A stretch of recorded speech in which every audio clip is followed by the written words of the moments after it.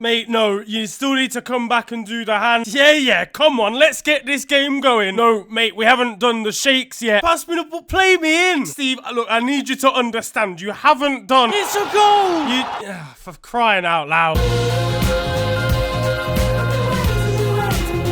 Yo guys, it is your boy Niran here, and you are watching FTW. It's of course the series where I bring to you the best and more frequently the worst of what football has to offer during the last 7 days. But what's been kicking off in the world this week? Well, the UK is finished.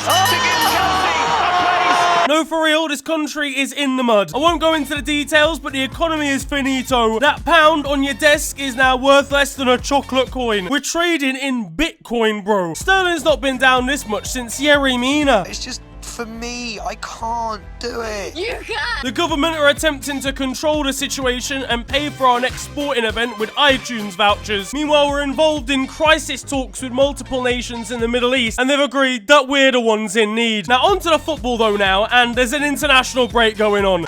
Oh, fuck. I can't believe you've done this. Which means the most important game of this week was quite literally the Sidemen charity match. Played in front of a packed out Valley Stadium and 2 million plus people online. Sidemen FC won 8-7 versus a team of YouTube All-Stars. Not only was this a sensational game, we saw screamers from Young Philly and Chunkz. Chunkz is going to hit one here, Stephen. He's hit one.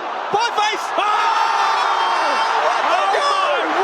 It was unreal entertainment and raised £1 million for charity, but the star of the show was streamer Speed. He genuinely thought that Mark Goldbridge, who was manager of YouTube All-Stars, had managed United as well. No, he's managing yeah. Really? Yeah. Wait, tell me that. And then wanting to show his passion for his new boss just 16 seconds in. I might smash into somebody just to make me feel better. Mate, if this was Granit Xhaka, 3 red cards at the same time, that's all I'm saying. His skills were even more impressive in this one. Speed, mesmerising defences here. Football heritage. He took down KSI again and then proceeded to stand over him, Muhammad Ali style. You don't know where I'm from, dog. Just wait until he heads over to the corner flag and starts time wasting late on. Now all he needs to do is learn the offside rule. Play me in, I'm open. Speed, you're quite literally. His edit on Twitter does make sense though. Yeah, you know what? We'll allow it. And then when the chance came to him, Is Speed onside? Speed!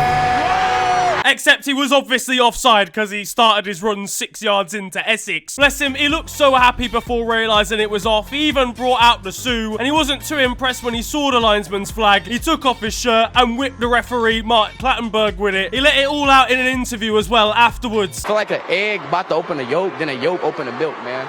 Exactly what it felt like, man. But he should be proud. A 6.0 rating on FootMob. That's more than a certain Cristiano Ronaldo. But he wasn't the only character out there. KSI and Dizzee shared a lovely moment seeing each other on opposite sides at kickoff. Chris MD's not quite the same when he's not spamming footballs into the channel. Goodness! You've just been given the D. To Chris MD. A simple ball down the line shout got Rotoshaw excited, but the man to open the scoring for Sidemen FC was the one and only. Ice in the fucking veins, mate! Vicstar123 scored from open play, the fucking hero. He was really in his bag here. Harry, please, come on, bro. The man's got the same non-penalty goal score as Mo Salah this season. Even the All-Stars celebrated this one. I mean, Philly was moving mad. He then scored a banger next, but was left frustrated only to end up on the team conceding 8. No, is there something wrong with man? No, brother, no, there's not. Don't worry about that, man. Bare I'm not good at, you know. No, don't do that. Miniminter then grabbed his first on the way to a hat-trick again. The only way to stop him is physical violence. And Eson Gibb was solid till he hit the canvas. No shock there, I suppose. Noah Beck was putting pressure on KSI in the middle of the park all game.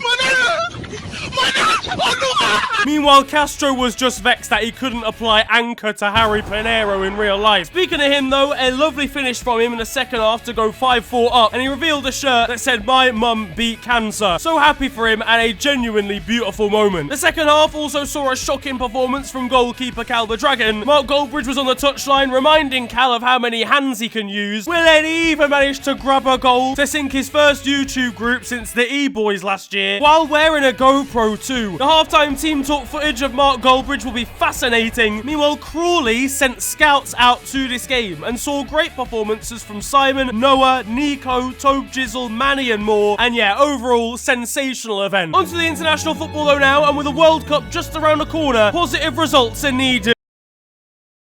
Yeah, no, lads, we're completely in the mud. Hey, what a contrasting segment. England lost 1-0 to Italy this week to confirm relegation from our Nations League group. Relegation, you know. How do you even go down in international football? We've been relegated to domestic football. England are going to be playing Plymouth Argyle in the Carabao Cup second round. Do you understand the people we're going to be playing against instead of going to the World Cup? Brighton and Fulham and them, man. It's been a dismal campaign where we struggled to even register a non-penalty goal, and Gareth Southgate's got some explaining to do. Look, listen, all things considered, if we stay together as a group, I do honestly believe we can maybe score a goal. Our TV rights have gone from the BBC to ITV to Channel 4. We've gone down. Our next round of games is going to be live on Setanta Sports. At least Harry Kane gets to stat pad versus Bosnia and Herzegovina now. Let's go! Leonardo Bonucci, when asked in an interview, didn't even know who the newest member of our squad was, and seemingly neither did Italian pundits. A couple of counter-attackers, especially when Wright Phillips lose the ball. You know what? Sean Wright Phillips wouldn't have done anything in this squad either. Nah, but for real though, we are shocking. Declan Rice says they're scoring in training. Yeah, because you're coming up against Harry Maguire. Crossing again towards Skamaka.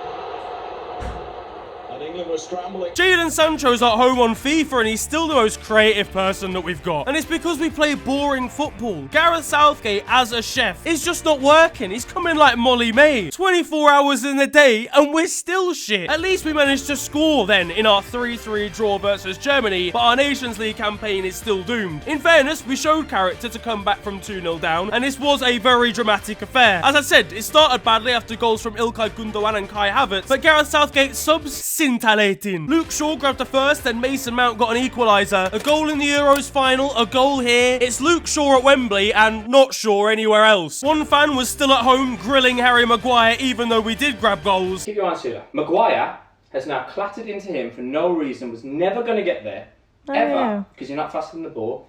And now look at that space that Sula can drive into. And it's all because Maguire steps out. They're going to show you the replay. But then a Harry Kane penalty got us ahead. I can't lie, me and Kane are built different here. If it's me in this situation and Southgate's on the chopping board, I'm missing on purpose.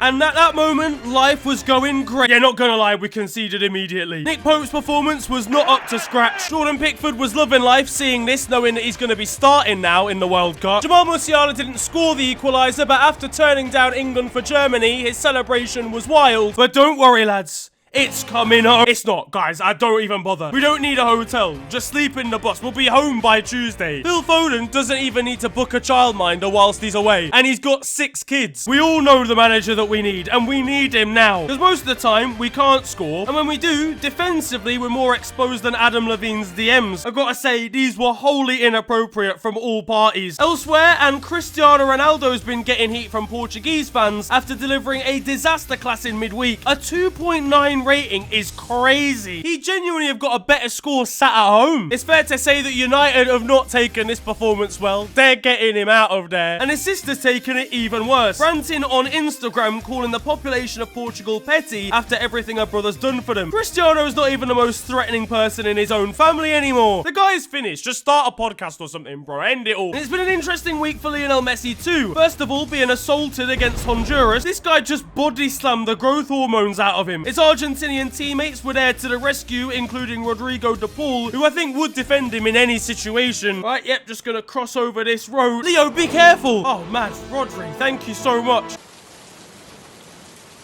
Flipping heck, aye, this rain's getting bare annoying. Don't worry, Leo, I'll delete all water everywhere. Fam, scientifically, I don't even think that's possible. Oh my god, man, why? Meanwhile, there was still some secret love for him in the crowd from Honduras fans. And then in Argentina's 3-0 win over Jamaica, and a pitch invader filmed himself running onto the pitch to greet Lionel Messi and get the PSG star to draw his signature on his back. In my opinion, Leo took a few liberties with the design though. Over in Brazil, and it's been a good week for Neymar, who with this penalty versus Tunisia,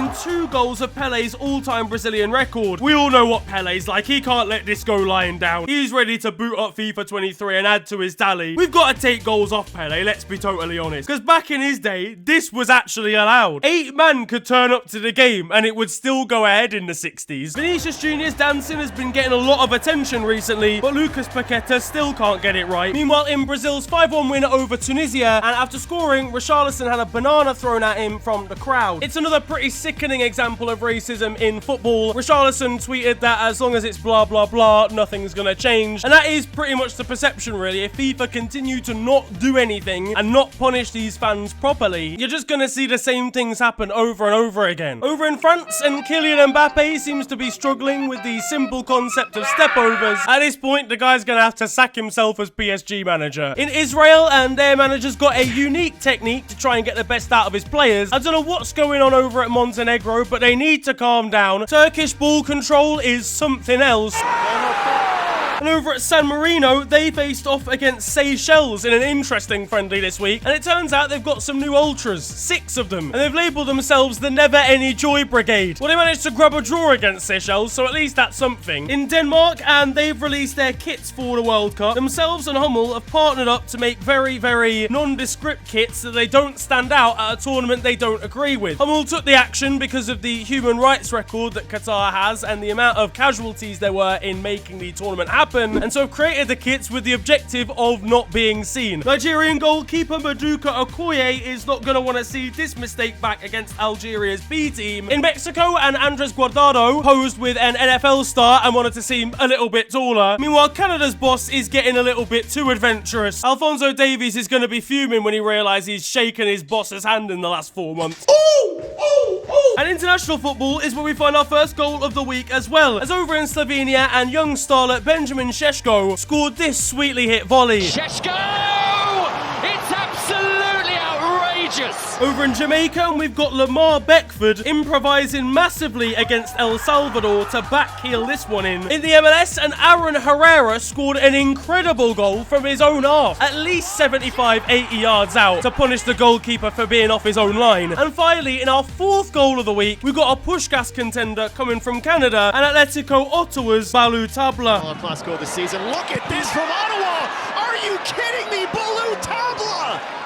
What a finish that was. Closer to home, and Graham Souness, speaking on TalkSport, said that he'd love a night out with Jack Grealish. And Jack replied saying, let's do it as long as he can bring Paul Pogba as a +1. It's a shithousery award from Jack. See, we're down in Jaegers here, but where's Paul Pogba in all of this? Erling Haaland and youngster Cole Palmer were comparing their FIFA ratings, and Erling was never going to let Cole get away with 62 passing. 62 pass, you got to start listening to Pep, eh? FIFA is out, of course, and West Ham winger Jared Bowen is firmly distracted. Meanwhile, Newcastle's Bruno Guimaraes is using it as a way to get one over rivals Sunderland on Instagram. Stormzy has a new song out right now. It's taken over on YouTube and it's got some huge guests, including Jose Mourinho. Prefer not to speak like I'm Jose.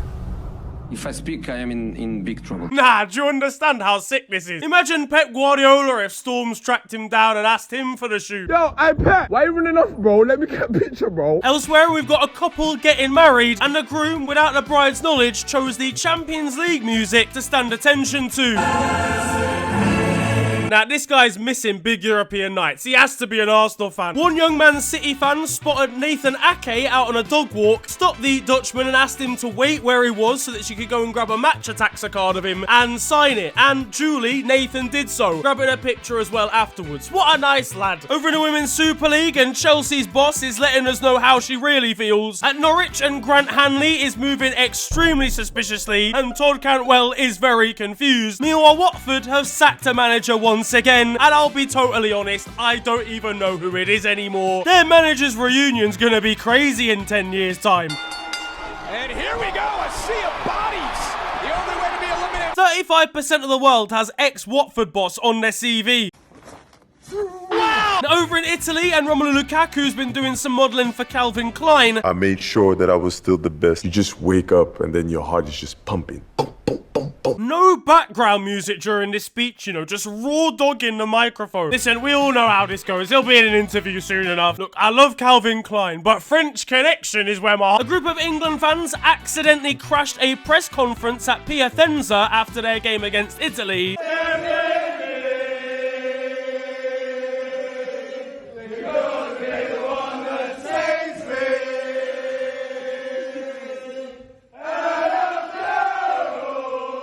Over in France, and Paul Pogba's brother Matthias is still going at him, suggesting his brother used a witch doctor to curse his teammates at Euro 2016 and found such a witch doctor using Serge Aurier. Nah, mate, there's no way that Serge Aurier is reliable enough to provide one that worked. Meanwhile, in a game between France and Poland's under-18s, this one had to be abandoned after just over 70 minutes due to 4 red cards, one of which being a dangerous tackle and a headbutt. Spanish legend Santi Cazorla was seen taking 2 free kicks, one with either foot this week, one hit the post and one went in. And over in Germany, the president of Bayern, Herbert Heiner, is being used in Facebook scams. Multiple fake accounts of him are being set up to try and literally scam people out of money. And if I can provide proof that that's how he signed Sadio Mane, can we please get him back at Liverpool? Please, I'm begging. Hello all and welcome to The Beautiful Game, the segment where we take a look at the poetic and brilliant side of the game that we love. We are back by popular demand for yet more glorious beauty. Para mañana, muy bien. Pensar que Orsi y Gómez vuelven a un lugar donde, claro, donde están ready to leer. And that concludes The Beautiful Game. Over in Turkey, and Maro Icardi and his wife Wanda Nara are... Oh, for crying out loud. If you didn't know already, there was a massive situation behind these two. Wanda is his agent. It got really messy. Icardi's outlook on relationships really needs to be improved upon. As you can see, the more you fuck around, the more you're gonna find out. He's in need of some serious advice. Look, if you need forgiveness, just say that her body is absurd. Over in the UAE Pro League, and Sharjah Football Club have signed Kostas Manolas. They wanted his reveal video to be filmed next to a lion, but the lion wasn't having any of it. Over in Argentina, we've got some of the worst play acting you're ever gonna see. In Slovakia, and we've got an innovative way to try and score from corners, and that's to give one of your teammates a piggyback so that they're considerably taller than everyone else. Santos's under-13s provide one of the most skillful goals of the whole week, and they're literally children. Não, borboleta. Olha a cruzada. Bola pro Nadson. Vem trabalhando no time do Santos. Grande lance do Nadson. Vem pra linha de fundo. Grande lance, cruzamento, golaço! And in an interview with one of Santos's senior players here, we've got his kid getting a little bit disruptive. That's one of the kids from the team goal, mate. Meanwhile, staying in Brazil, and this Sport Belém defender scored the most curious own goal of the week. Dutch side Feyenoord have been attracting some attention recently, bringing out a range of women's underwear to match their team's colours. These new alternate and third kits are really getting out of control. There's a sprinkling of drizzle, and then there's whatever is going on in this Corinthians women's game. Probably should have got called off for a waterlogged pitch by now. Over at Belgrano in Argentina, and they won promotion with a late goal on the final day of the season on their open-top bus parade, and there was almost tragedy as they went under a concerningly low bridge. In Saudi Arabia, and Al Fateh have had a rebrand for their badge, and it looks like the designer forgot about his uni assignment till 3 minutes beforehand. Back in Brazil, and the craziest goal of the week goes to Mirazol, the deflected charge down, landing on the bar, and then being headed in. We've got a karate kick coming in here, connecting with an opposition forward's head, and then play on being the call. Yeah, he's gone for the ball, advantage. In Japan, and in one of their cup games, the sprinklers accidentally came on mid-game. Meanwhile, just know if you're trying a rainbow flick in any type of football, you're gonna get clamped afterwards. And whoever that defender is, pass that information and that advice down to his son, who also provided a clamping here. Now though, it's time for the moment you've all been waiting for, because over in Romania, and once again, I've got 2 stories for you this week. First of all, it's the sad demise of Astra, a side who once knocked West Ham out of European competition twice in a row. After going into administration and their owner going to jail because of money laundering, they can't put out a competitive team anymore and have been relegated to the 3rd tier of Romanian football, where they lost 19-0 this week. Meanwhile, over at Steaua, outside their stadium, Stadium, and Bogdan Kirpiliu was caught smoking a cigarette by a hidden camera. This a year after their manager warned them to stop smoking outside the stadium because one of them had triggered the fire alarm there. A fresh warning might well be needed. Over in South Africa, and we've got some of the most unnecessary skills you're ever gonna see. And staying in that beautiful nation, Royal AM's chairman was trying to show off his skills in front of the fans. Didn't really go to plan though. Over in Latvia, and we've got a 4th division team here, randomly playing Red Arse as preparation for a league game, with Europa League outfit FC Riga's players just casually watching on in the background. Over in Vietnam, and we've got a scintillating slice of an own goal here. We have một tình huống pha bóng thẳng về lưới nhà. Cruzeiro are celebrating promotion back to the top flight of Brazilian football and got a golf buggy out onto the pitch and drove it around. In Chile, and goalkeeper Dituro gifted his opponent a goal straight from a goal kick in a local derby. I think, allegedly it's a local derby, I don't know. Is Chile even a real country? Its diameter is far too thin. We've got a women's goalkeeper here with a little bit too much confidence. Over in Malaysia, and when a coach disagrees with a referee, this is what tends to happen. In Brazil again, and we've got an overzealous Internacional fan knocking a beer out of his mate's hands and his glasses. Meanwhile, over at Boca Juniors v Quilmes, and how are we getting 21 minutes of added time and Pennywise in the crowd in the same game?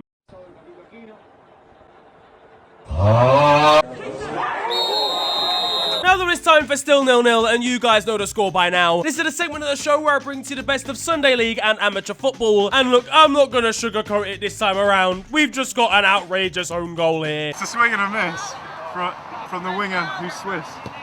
What is he doing? What is he doing? That's the most incredible.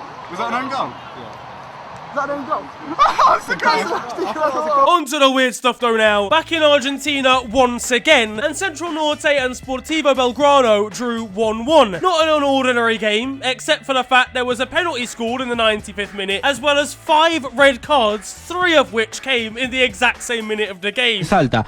Perjudicados, muy perjudicados, queda Enzo Avaro, Tomás Federico, y te diría que Osvaldo Arroyo también, por la patada, por todo el tumulto, hay que ver. Sí, parte de ellos sería. In Indonesia now, yep, you thought we'd forgotten about these guys. Persicab down in the 2nd division have got a new sponsor, it turns out, on the back of their shirts. But with a quick Google of what they do, turns out they make Viagra. I mean, at least the stamina in the squad is going to be at an all-time high. Over in Estonia, and a team by the name of Levadia decided to sack their boss after just 1 game. They parted company with Maxim Kalinichenko after 1-3-2 loss. If he was at Chelsea, he'd have been sacked at half-time. And finally, over in France, a 7th division side by the name of Val de Lorne FC had their entire ground destroyed by a group of wild boars this week. What the fucking hell's happening? The players arrived at the pitch for their game on Sunday morning and realised that the entire ground had basically been ploughed over. Looking at the CCTV footage, they realised that it was a group of wild pigs, basically. Replacing it entirely would cost thousands, so they're looking to share facilities at the moment. In my opinion, they're really hamming up the damage caused. Listen, look, sorry. That though is going to wrap up football this week, and I hope you have enjoyed it. If you have, then feel free to slap a like on the video, and of course subscribe if you're new to the channel. You can also follow me on social media. It is at the official FNG on Twitter and on Insta. But it's been a pleasure ranting at you guys today. Have a wonderful day, enjoy yourselves, and goodbye.